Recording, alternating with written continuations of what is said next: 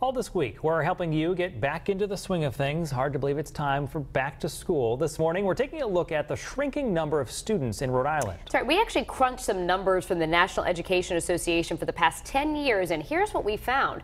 Public school enrollment in the country is up 3% over the last decade, but here in Rhode Island, it's down whopping 18%. So where are all the students going? And what do all those empty desks mean for your child and their education? Well, we're taking a closer look this morning as part of our in-depth back-to-school coverage. A drop in enrollment could mean big changes for your student, like a different teacher, maybe a different bus route, or even a different school altogether. In Warwick, the city's new interim superintendent will open the school year, figuring out how to close two of his district schools. Warwick is at the brink where it had to act. Beginning in the fall of 2016, two of the district's junior highs, Gorton and Aldrich, will close their doors. The Veterans High School building will be repurposed into a middle school, and the city's three high schools will consolidate into two, Pilgrim and Tollgate, all in response to declining enrollment. We're left with, I was just thinking, with too many school buildings. Too many school buildings. Some of them are less than 50% capacity. According to the Rhode Island Department of Education, since 2005, enrollment in Warwick is down more than 22%, and other districts are seeing even more empty desks. Little Compton has lost more than 24% of its students, Central Falls 26%, and in Foster Gloucester, 33% of students have left the district in the last 10 years. In all, Rhode Island has lost over 28,000 public school students. According to the National Education Association, we're losing students at one of the highest rates in the country. So what's causing the decline?